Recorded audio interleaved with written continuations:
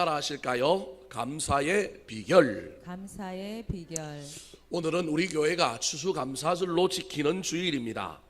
한국 교회는 전통적으로 11월 셋째 주일을 추수감사절로 지켰습니다. 농사하지 않는 때에, 농사하여 추수한 일이 없는 때에도 왜 이 추수감사절을 지킬까요? 한 해를 되돌아보면서 우리에게 베풀어 주신 은혜를 추수감사절이라고 하는 농사의 절기를 따라서 지키는 것이 추수감사절의 유래였습니다. 하지만 미국에서 들어온 이 추수감사절은 우리하고 절기가 농사력이 좀 다릅니다. 우리가 11월 셋째 주에 추수감사절을 지키면 추수감사절 분위기가 나는 게 아니라 엄살한 겨울의 분위기가 나고 너무 추워서 분위기가 살지 않을 뿐만 아니라 그때는 이미 추수가 다 끝나버린 상태입니다. 그래서 많은 한국 교회가 10월 셋째 주일로 옮겨서 추수감사절을 지킵니다.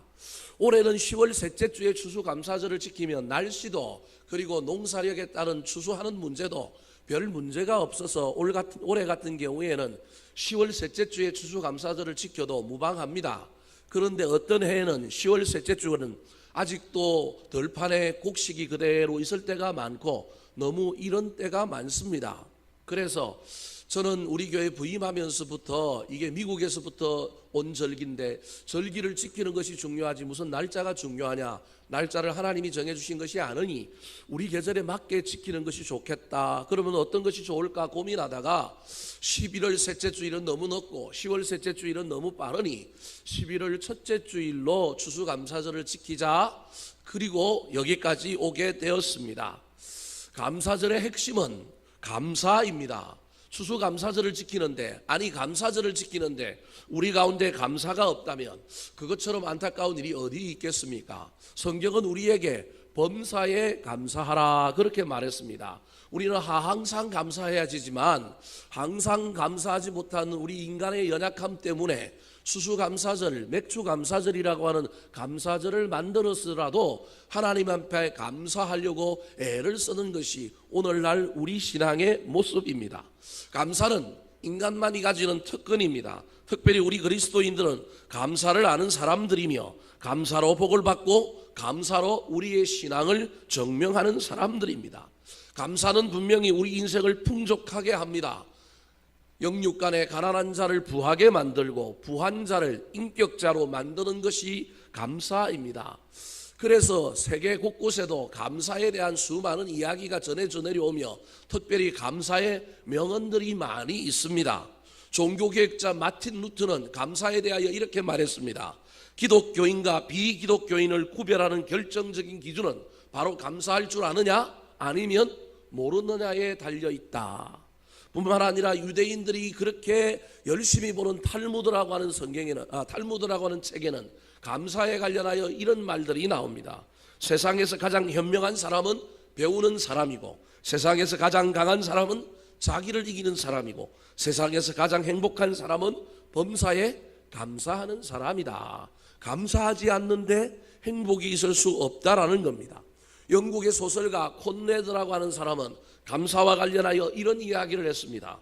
감사를 모르는 자는 도토리 나무 밑에서 도토리를 탐닉하면서도 도토리가 어디서 떨어지는지를 모르는 돼지와 같다. 받는 것에만 관심 기울이는 것이 아니라 주신 분을 생각하는 것이 감사라는 것입니다. 내가 지금 무엇을 받느냐, 무엇을 가지고 있느냐, 무엇을 소유하느냐가 아니라 그것을 주신 분이 누구일까? 그리고 그분을 바라보며 그분께 영광과 찬송을 올려드리는 것이 감사라는 것입니다.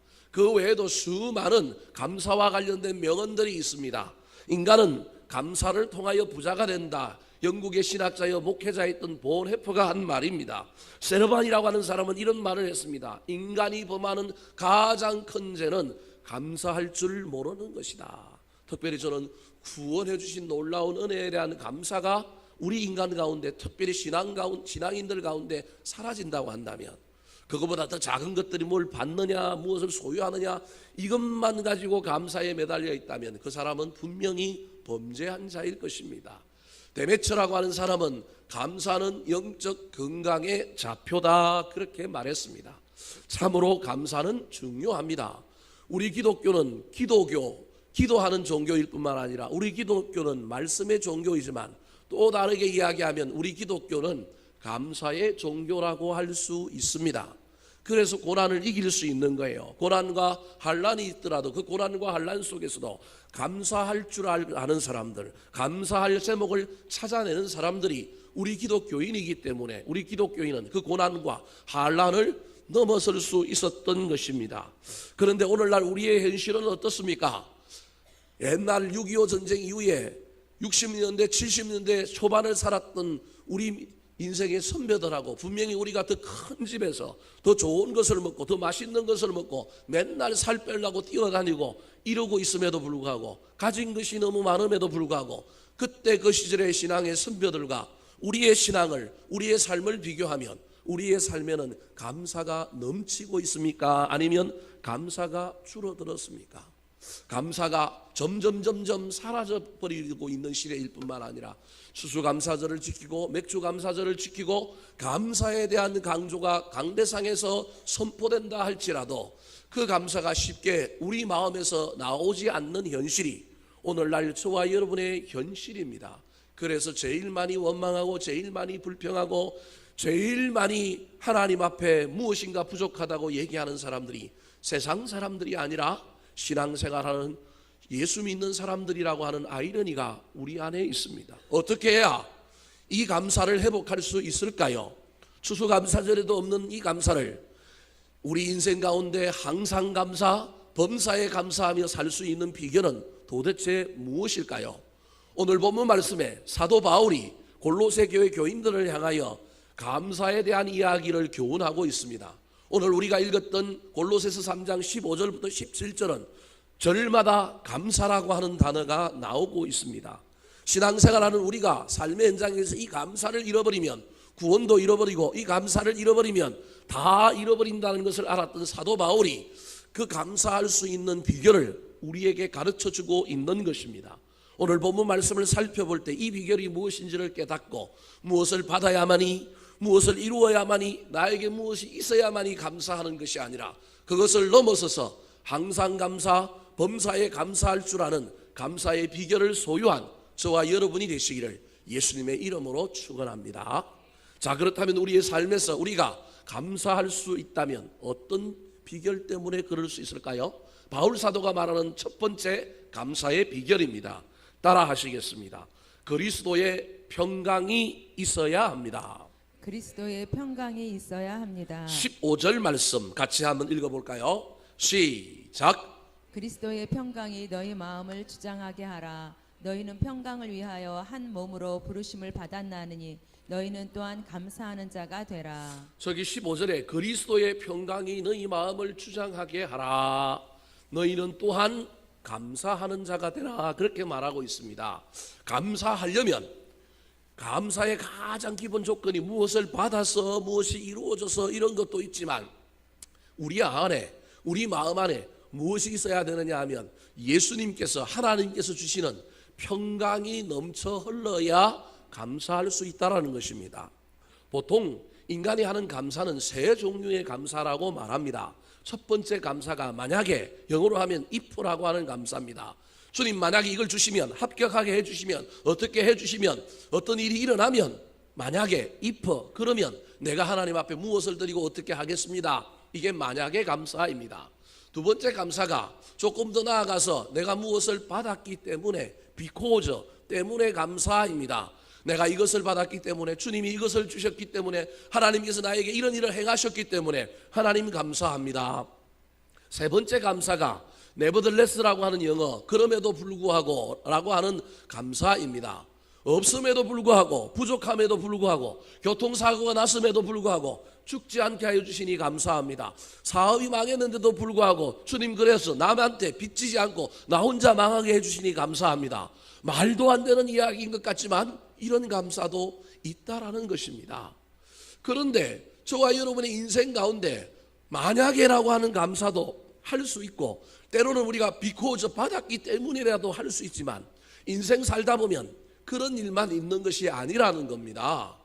무엇인가 받았기 때문에 무엇을 주시기를 기대하면서 감사하는 일도 있지만, 인생 살다 보면 내 마음대로 되는 일보다 내 마음대로 되지 않는 일들이 많고, 우리가 원하는 대로 무엇이 이루어지는 것보다 그렇지 않은 일이 훨씬 더 많은데, 그러면 산술적으로 질량적으로 따져보면 우리가 감사할 일이 많습니까? 아니면 원망하고 불평할 일이 많습니까? 감사할 일보다 불평할 일이 훨씬 많습니다. 그럼에도 불구하고 데살로니가서 5장 16절에 보면 항상 기뻐하라, 쉬지 말고 기도하라, 범사에 뭐하라고요? 감사하라라고 성경은 분명히 이야기하고 있단 말이에요. 어떻게 그럴 수 있냐는 거예요. 우리 인생의 환경과 조건을 보면 그 환경과 조건 속에서 좋은 일만 있으면 그렇게 하겠는데, 우리 인생에 좋은 일보다 좋지 않은 일들이 산술적으로 훨씬 많이 있는 거예요. 특별히 좋지 않은 일들이 훨씬 많은 이유는 우리가 나에게 주신 것만 가지고 사는 존재가 아니라 반드시 무엇을 하며 사는 존재냐면 비교하며 사는 존재란 말이에요. 주신 것만, 내 인생에 일어나는 일만, 주신 것만 가지고 감사를 해도 좋은 일보다 나쁜 일이 훨씬 많은데, 거기다가 우리 인간의 재성 때문에 우리가 가지고 있는 나쁜 습관 하나가 있는데, 그것이 무엇이냐면 남들하고 비교하는 거예요. 근데 그 남들하고 비교가 나보다 못한 사람들, 못 가진 사람들, 좀 그런 사람들하고 비교하면서 아이고 감사합니다 이러면 좋겠는데, 그러면 감사할 일이 훨씬 더 많아질 텐데, 우리 인간이 그런 존재가 아니라는 겁니다. 늘 다른 사람들과, 나보다 앞서가는 사람들, 나보다 더 가진 사람들, 나보다 더 잘난 사람과 비교하는 가운데 배 아프고 아파하고 가슴 아프고, 그래서 힘들어하는 가운데 감사할 일보다 원망과 불평할 일들이 훨씬 많은 세상을 우리가 스스로 만들고 살아가고 있는 것입니다. 이때 저와 여러분이 이 산술적으로 이 비교를 통하여 우리 앞에 더 많은 불편한 것, 더 많은 안타까운 일이 많은 이 세상 속에서 우리가 만약에 때문에 감사, 이거 그렇게 많지 않다라는 겁니다. 그렇다면 어떻게 우리가 감사하며 살 수 있을까요? 그때 우리가 해야 될 감사가 그럼에도 불구하고라고 하는 감사입니다. 그럼에도 불구하고라고 하는 감사는 인간의 마음으로, 인간의 이성으로, 인간의 생각으로 하기 쉽지 않은 감사랍니다. 거기에는 반드시 누가 있어야 하느냐면 우리 주님이 우리 안에 오셔서 내 안에 평강을 만들어 주셔야, 우리 주님 한 분만으로 내 영혼이 기뻐해야 그럼에도 불구하고라고 하는 감사를 할 수 있는 것입니다. 그래서 저기 사도 바울이 15절에 그리스도의 평강이 너희 마음을 주장하게 하라. 그리스도의 평강이 우리 마음속에 가득하면 현실의 상황과 환경에서 어떤 일이 일어나든지 간에 좋은 일이 일어나면 좋은 일 때문에 감사하고, 나쁜 일이 일어나면 나쁜 일이 일어나도 내 마음이 흔들리지 않고 내 안에 예수 그리스도가 계셔서 이 마음이 평강하니, 그래서 그곳에서 죄악 가운데서도 무엇을 발견하느냐 하면 최선을 발견하는 신앙인이 된다라는 겁니다.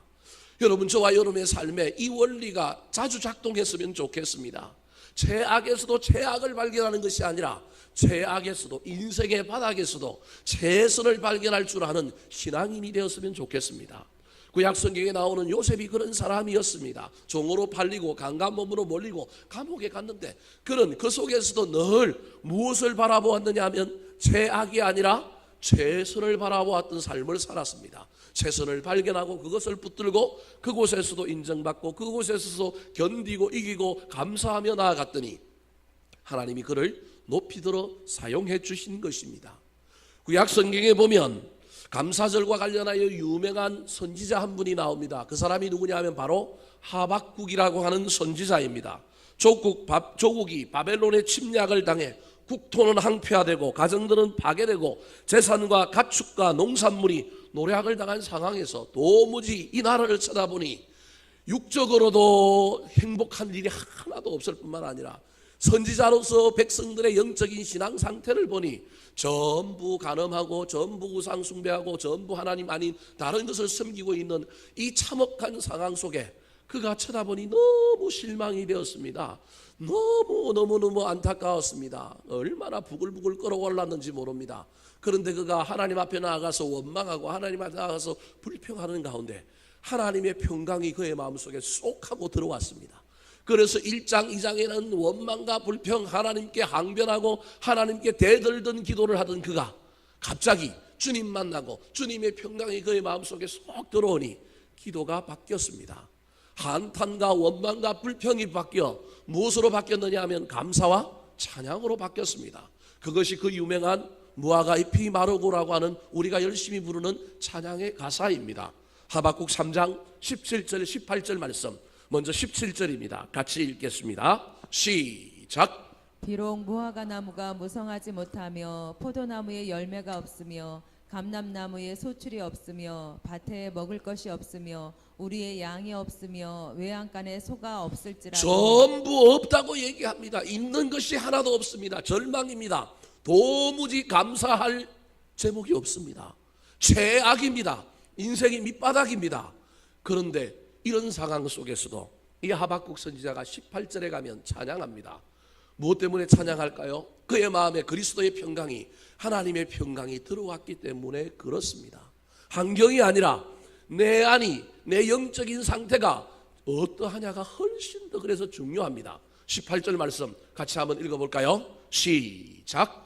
나는 여호와로 말미암아 즐거워하며 나의 구원의 하나님으로 말미암아 기뻐하리로다. 바깥에는 아무것도 없지만, 없는 것 투성이지만 지금 내 안에는 여호와가 있다라는 거예요. 지금 내 안에는 구원의 하나님이 있다라는 거예요. 그래서 현실을 보고 환경을 보면 전부 없지만, 부족하지만 내 안에 주님이 계시기 때문에 장차 이 주님이 하실 일을 소망하게 되는 거예요. 장차 이 주님이 행하실 일들에 대한 비전을 바라보는 거예요. 그래서 인생의 바닥에서도 최선을 발견하고 뭐 하고 있느냐 하면 감사하고 있는 것입니다. 사랑하는 성도 여러분, 지금 저와 여러분의 삶에는 어떤 감사가 있습니까? 만약의 감사도 있어야 하고 때문에 감사도 있어야 합니다. 그런데 그럼에도 불구하고의 감사가 저와 여러분의 삶에 있었으면 좋겠습니다. 할 수만 있다면 비교하지 마시고 하나님과 나와의 관계 속에서 하나님이 나에게 주신 은혜, 하나님이 나에게 행하신 모든 일들을 바라보며 살 수 있었으면 좋겠습니다. 인간인 이상 이 눈이 달려있기 때문에 이 눈이 돌아가지 않을 수는 없지만 때로는 돌아갈지라도 빨리 우리 안에 우리 주님의 평강이 들어오고 하나님이 우리 안에 오므로 말미암아 바깥에 있는 것으로 기뻐하고 바깥에 있는 것으로 만족하고 감사하는 것이 아니라 내 안에 무엇이 있는가, 내 속에 무엇이 있는가로 우리 하나님께 나아가며 감사할 수 있는 저와 여러분 되시기를 예수님의 이름으로 축원합니다. 두 번째, 저와 여러분이 감사할 수 있는 비결이 있다면 무엇일까요? 사도 바울이 골로새 교인들을 향하여 두 번째 감사의 비결을 알려주고 있는데 그것이 무엇일까요? 따라 하시겠습니다. 그리스도의 말씀이 풍성해야 합니다. 그리스도의 말씀이 풍성해야 합니다. 두 번째 감사의 비결은, 첫 번째 감사의 비결은 그럼에도 불구하고 감사, 인생의 최악과 인생의 바닥에서도 최선을 발견하면 감사할 수 있는데 그 발견이 우리 힘으로 되는 것이 아니라 우리 안에 누가 찾아와야 되느냐 하면, 내 안에 누가 있어야 되느냐 하면 여호와 하나님이 있어야 하고 예수님이 있어야 한다라는 겁니다. 그런데 두 번째로는 우리 안에 무엇이 풍성하게 거해야 되느냐 하면 말씀이 풍성하게 거하면 감사할 수 있는 겁니다. 자, 16절 말씀 같이 한번 읽어볼까요? 시작. 그리스도의 말씀이 너희 속에 풍성히 거하여 모든 지혜로 피차 가르치며 권면하고 시와 찬송과 신령한 노래를 부르며 감사하는 마음으로 하나님을 찬양하고. 자, 저 16절 말씀을 그대로 두시기 바랍니다. 두 번째 감사의 비결은 말씀이라는 겁니다. 말씀의 능력이 우리를 감사하게 만든다는 겁니다. 그렇다면 말씀과 감사가 무슨 관계가 있을까? 그냥 쉽게 설명하면, 여러분, 우리가 말씀을 깊이 알고 말씀이 우리 가운데 찾아오면 말씀은 반드시 우리를 어디로 인도하느냐 하면 그리스도께로 인도합니다. 말씀은 반드시 우리를 어디로 인도하느냐 하면 우리가 구원받았다라고 하는 말씀의 핵심, 성경의 핵심, 복음의 핵심으로 우리를 들어가게 만들고 우리를 거기서 떠나지 않게 만듭니다. 그래서 우리 인생의 최고의 감사가 뭐냐 하면 구원받은 것에 대한 감사랍니다. 이 감사를 가능하게 하는 것이 무엇이냐면 말씀이라는 거예요. 이게 두 번째 제가 여러분에게 설교할 수 있는 설교의 내용이에요. 다 했어요. 두 번째 여러분. 더 이상 설명할 게 없어요. 이게 진리예요. 근데 이렇게 얘기하면 여러분들이 별로 재미가 없잖아요. 근데 말씀이 우리 가운데 풍성히 거하는 사람은 말씀이 내 안에 살아있는 사람은 말씀의 핵심이 무엇이냐면 예수 그리스도요. 예수 그리스도가 우리 인간을 구원했다라는 거예요. 그래서 우리 인간의 최고의 감사는 내가 뭘 받았느냐, 나한테 뭐가 있느냐 없느냐, 내가 뭘 이루었느냐 이루지 않았느냐, 그거는 도저히 게임이 되지 않는 거예요. 말씀이 풍성한 우리 안에 거하는 사람은 내가 예수 믿은 구원의 감격, 그 은혜의 감사가 다른 어떤 것보다 크다라는 거예요. 근데 우리가 세상 살면서 그걸 자꾸 빼앗기는 거예요. 그걸 자꾸 잊어버리는 거예요. 이 큰 구원의 감사, 이 감사가 날마다 우리 안에서 우리가 날마다 감사할 수 있는데, 인생 살면서 일을 하면서 자식들을 키우면서 뭔가를 이루면서 장사하면서 돈을 벌면서 살다 보니 자꾸 이 구원의 감사라고 하는 우리의 고귀하고 큰 감사가 있는데 이건 자꾸 사라져가고 현실에서 자잘한 거 작은 거 갖고 받았느냐 받지 못하느냐, 오늘 돈을 벌었느냐, 오늘 많이 났느냐, 오늘 적자냐, 오늘 손님이 있었느냐 없었느냐, 오늘 누가 나를 괴롭혔느냐, 오늘 누가 내 편을 들었느냐, 이걸 가지고 감사의 주제를 삼고 있는 사람이 된다라는 거예요. 거꾸로 이야기하면 그 사람 삶 속에는 뭐가 사라진 거예요? 말씀이 사라진 거예요. 사실은 내가 예수 믿는다고 하지만, 내가 신앙생활 한다고 하지만 말씀이 내 안에서 사라진 거예요. 그래서 그리스도의 말씀이 너희 속에 풍성히 거하라는 거예요. 그러면 어떻게 해야 이 그리스도의 말씀이 우리 속에 풍성히 거하게 할 수 있을까? 여러 가지가 있겠지만 이미 나한테 찾아온 그리스도의 말씀의 풍성함, 구원의 감격과 그 은혜의 그 풍성함이 이미 우리 안에 들어왔는데, 이 들어온 것을 빼앗기지 않고 희미해지지 않기 위해서는 어떻게 해야 될까요? 그것을 16절에 사도 바울이 두 가지로 설명하고 있어요. 풍성히 거하여 감사하는 마음으로 하나님을 찬양하면 저 찬양이 감사가 되는 거예요. 그렇게 하기 위한 비결이 하얀 글씨에 되어 있는 저 안에 두 가지가 들어있어요. 하나가 뭐냐 하면 모든 지혜로 피차 가르치고 건면하는 거예요. 피차 가르치고 건면하다라고 하는 말이 무엇일까요? 그게 초대교회의 삶과 여러분 비교하며 이해해야 합니다. 초대교회에 피차 가르치며 건면했던 일들이 있어요. 그게 소그룹 예배를 이야기하는 거예요. 오늘날로 치면 목장 예배, 셀 예배예요. 대그룹에서 받은 말씀을 교회당을 나가고 예배당을 나가는 순간에 희미해져 버리고 잊어버리지 않기 위해서는 그 말씀을 피차 서로 가르치고 건면하는 가운데 삶에 뭐 하는 일이 있어야 되느냐면 적용하는 일이 있어야 되는 거예요. 그래서 저 피차라고 하는 말에 여러분 기억하시기 바랍니다. 목사가 일반적으로 가르치는 게 아니고요, 목자가 일반적으로 가르치는 게 아니고요, 피차 서로 뭐 한다고요? 가르치고 건면하는 거예요. 그래서 저걸 피차 가르치고 건면하다를 영어로 표현하면 뭐냐면 쉐어링이에요. 다르게 우리 한국말로 표현하면 나눔임이야. 나에게 임하신 하나님의 놀라운 은혜를 뭐 하는 거예요? 나누는 거예요. 그래서 교회 안에 모든 소그룹의 가장 중요한 원리는 뭐라고요? 나눔이라니까요. 나눔. 내 인생을 나누고 내 삶을 나누고 내가 받은 은혜를 나누는 거예요. 이것이 없으면 받은 말씀이 사라진다니까. 내 삶에 적용하고 나누지 않으면 사라진다니까요. 여러분 사도행전 2장과 4장에 나오는 초대교회의 이야기가 피차 가르치며 건면했어요. 그런데 그 피차 가르치고 건면하는 가운데 놀라운 일 하나가 일어났는데 그게 뭐예요?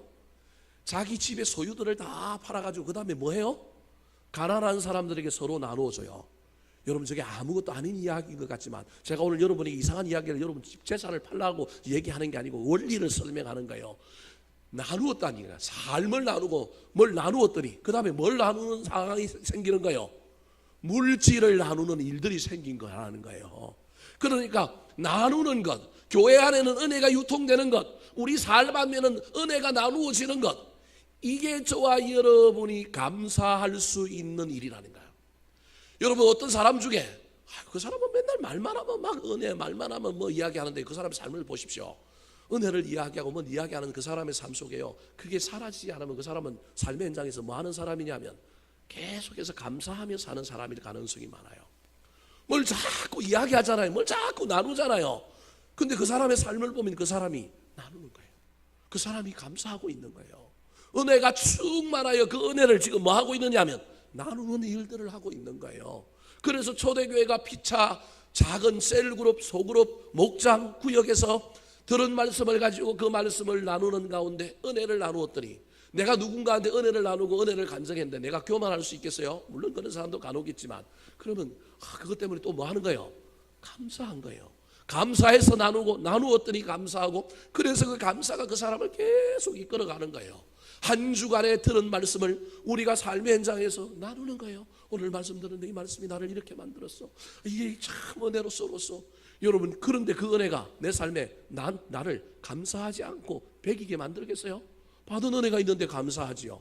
그래서 그 은혜를 나누었더니 초대교회는 그 나눔이, 말씀의 나눔이 강력했더니 뭐까지 나누느냐면 시간을 나누고 인격을 나누는 걸 넘어서 물질까지 나누었다. 그런 이야기가 사도행전에 나오는 이야기라는 겁니다. 우리 안에 말씀이 풍성하게 가하여 날 구원해 주신 놀라운 하나님의 은혜에 대한 감격이 사라지지 않게 하려면 저와 여러분에게 베풀어 주신 그 은혜가 나누어져야 한다는 거예요. 간증되어야 된다는 거예요. 고백되어야 한다는 거예요. 그런데 그 은혜는 또 어디서부터 옵니까? 그 16절에 있는 피차 가르치고 건면하고 난 다음에 나오는 말이 그 은혜가 오는 출처입니다. 그거 어디예요? 시와 찬송가 신령한 노래를 부릅니다. 이게 뭐예요? 예배입니다.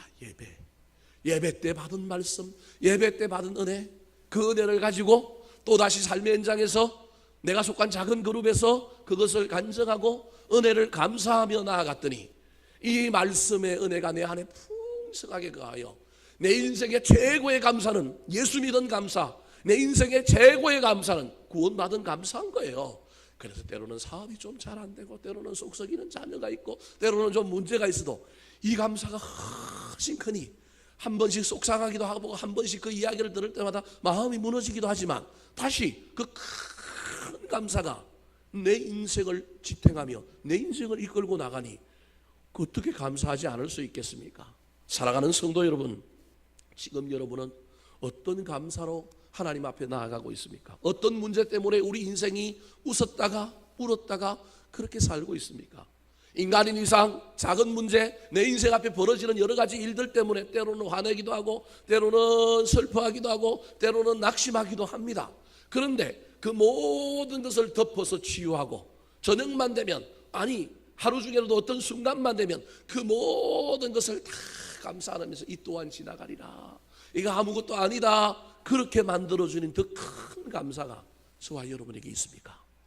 수많은 그리스도인들이 이 감사는 잊어버리고 맨날 현실 앞에 벌어지는 작은 일 하나 때문에, 오늘은 이렇게 되고 저렇게 된 때문에 저와 여러분의 신앙 인생을 망가뜨리며 살 때가 얼마나 많은지 모릅니다.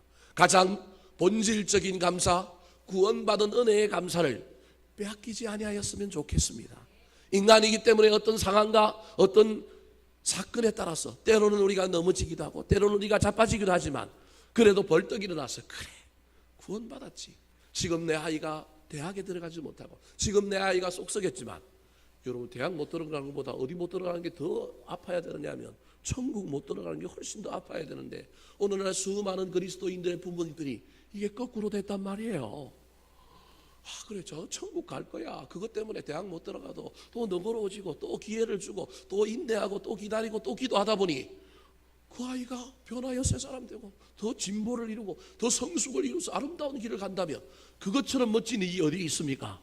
그런데 우리 속에 이 큰 구원의 감사, 구원받은 그 은혜에 대한 감사는 온데간데 없고, 자꾸 현실 앞에 놓아있는 이 콩깍지만한 이 작은 일 때문에 왔다 갔다 함으로 말미암아 구원에 대한 감사도 잊어버리고 살고 있다면 그것처럼 어리석은 일이 어디 있겠습니까?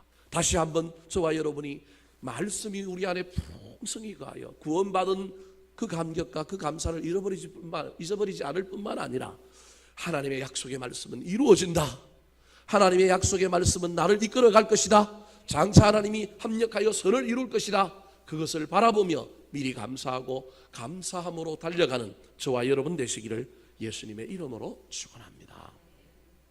마지막으로 우리가 감사할 수 있는 비결이 무엇일까요? 사도 바울이 골로새 교회 교인들을 향하여 어떻게 해야 감사할 수 있다고 가르치고 있을까요? 세 번째 감사의 비결입니다. 따라하시겠습니다.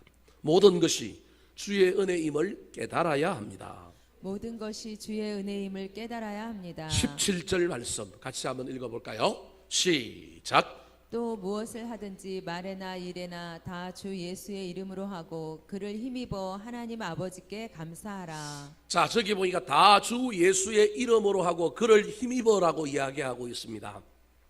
그를 힘입다라고 하는 말은 그의 능력을 힘입어 그의 능력을 따라 그렇게 말할 수 있습니다. 저게 무슨 말일까요? 쉽게 설명하면 이렇습니다. 인간은 착각의 동물입니다. 무엇을 이루고 나면 그걸 누가 했다고 생각해요? 내가 했다고 생각해요. 무엇을 소유했는데 그 소유하는데 누가 그것을 노력했다고 생각하느냐 하면 내가 노력하고 그것을 이루었다고 생각하는 것이 우리 인간의 착각입니다. 물론 어느 정도의 프라이드는 있어야 하고 어느 정도의 나 자신을 위로하고 나를 격려하는 그러한 자신감은 필요합니다. 그런데 이게 심해지면 우리가 받은 모든 것을 내가 이룬 모든 것을 누가 했다고 생각하느냐 하면 내가 했다. 내 힘과 내 능력이다. 내 지혜와 내 경험으로 이루었다. 그렇게 말합니다. 그런데 그런 사람이 어느 순간 은혜를 받고 하나님의 놀라운 분별력 때문에 인생길을 가다가 갑자기 깨달은 거예요. 누가 했다고 깨달은 거예요? 아, 이거 내가 한 것이 아니라 누가 했다고요? 하나님이 했다라는 거예요. 이거 누가 주셨다라는 거예요? 하나님이 주셨다라는 거예요. 그때 그 사람의 입에서 달라진 말이 나오는 거예요. 그게 저 17절인 거예요. 무엇을 하든지 말에나 일에나 다 누구의 이름으로 하고? 주 예수의 이름으로 하고. 누가 했다라는 거예요? 예수님이 했다라는 거예요. 이건 내 능력이 아니고 누구의 능력이라는 거예요? 그를 힘입어 했다라는 거예요. 그분의 능력이라는 거예요. 이것을 깨달은 사람이 하나님 아버지께 뭐 할 수 있다고요? 감사할 수 있다라는 겁니다. 여러분, 저와 여러분 인생 가운데 정말로 머리로 하는 것이 아니라 진심으로 마음으로 이런 깨달아지는 일들이 일어났으면 좋겠습니다. 인간이기 때문에 저와 여러분은 자랑하고 인정받는 욕구를 가지고 있는 인간입니다. 여러분, 이게 불필요한 게 아닙니다. 이게 어느 정도는 있어야 합니다. 그런데 이게 가다가 간혹 저와 여러분 영적인 존재가 되어서 간혹 멈추고 생각할 수 있어야 됩니다. 깨달아져야 합니다. 열심히 내가 승진하고 열심히 내가 돈을 모으고 열심히 내가 사업을 확장시키고 뭔가 열심히 뭘 이루었는데 어느 순간에 저와 여러분의 입술을 통하여 저와 여러분의 마음의 깨달아짐을 통하여 이걸 누가 했다고요? 하나님이 하셨네. 나는 통로였구나. 나는 도구였구나. 나는 청지기였구나. 이것을 깨달아질 때 저 17절처럼 고백할 수 있는 거예요. 주 예수의 이름으로 하는 거예요. 예수님이 하셨습니다. 그분의 능력입니다. 여러분, 이때 그 사람 입에서 당연히 뭐가 나오겠어요? 감사가 나오죠. 여러분, 저와 여러분의 삶에 이런 놀라운 일이 일어났으면 좋겠습니다. 때로는 인생길을 향하여 열심히 달려가십시오. 무엇인가를 향하여 이루기 위하여 성취하고 무엇을 획득하기 위하여 도전하며 열심히 달려가십시오. 인간의 이상 때로는 그것을 이루어놓고 또 우리 마음속에 희열을 느끼면서 기가 막히다. 어떻게 이런 멋진 일을 내가 했지. 그러다가 저와 여러분이 신앙인이라고 한다면, 저와 여러분이 영적인 존재라고 한다면, 어떻게 그 손님을 보내주셨지? 어떻게 교인들을 보내주셨지? 어떻게 이런 일이 일어났지? 내 힘이다, 내 능력이다 하고 막 에고이스트처럼 막 이 자기 이기주의에 빠져가고 막 이러다가도요, 저와 여러분 영적인 존재이니 때로는 정신을 차리고 성령님 내 마음속에 들어와서 나를 충만하게 해주심으로 깨달아야 한다니까요. 누가 하셨다고요? 하나님이 하셨습니다. 여러분, 제가 여러분을 세뇌시키고 여러분이 억지로 이걸 주입시키려고 하는 게 아니라 이건 깨달아져야만이 되는 거예요. 근데 이 깨달음이 많은 사람이, 이 깨달음이 자주 일어나는 사람이 괜찮은 사람이에요. 이 사람이 좋은 신앙인이 되는 거예요. 여러분, 1년 12달 이 깨달음 속에 살아갈 수가 있다면 얼마나 좋겠습니까?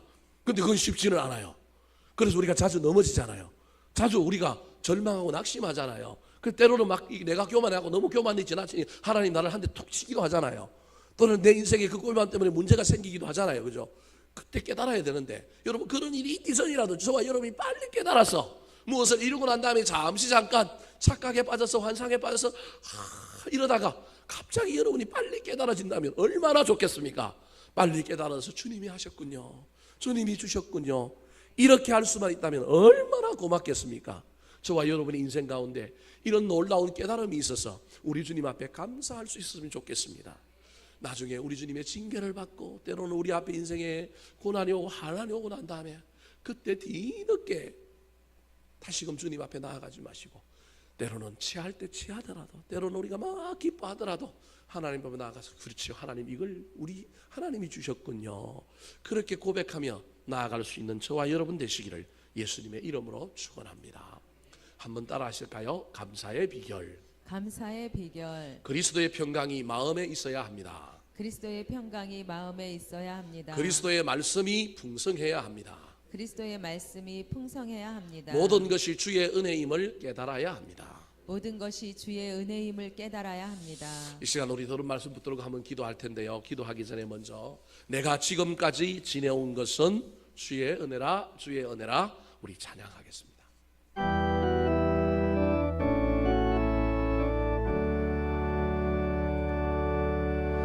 내가 지금까지 지내온 것은 주의 은혜라 주의 은혜라 지금까지 지내온 내가 지금까지 지내온 것은 내가 지금까지 지내온 것은 주의 은혜라 주의 은혜라 지금까지 지내온 것은 주의 은혜라 주의 은혜라 주의 은혜라 지금까지 지내온 것은 주의 은혜라 주의 은혜라 지금까지 지내온 것은 내가 하나님의 자녀된 것은 내가 하나님의 자녀된 것은 주의 은혜라 주의 은혜라 하나님의 자녀된 것은 내가 하나님의 자녀된 것은 내가 하나님의 자녀된 것은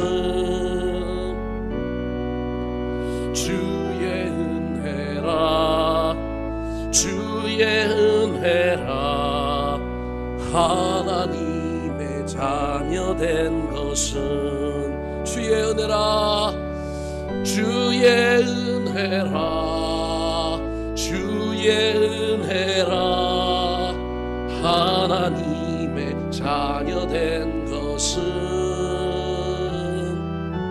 주의 은혜라 주의 은혜라 하나님의 자녀된 것 내가 이 자리에 서 있는 것은 내가 이 자리에 서 있는 것은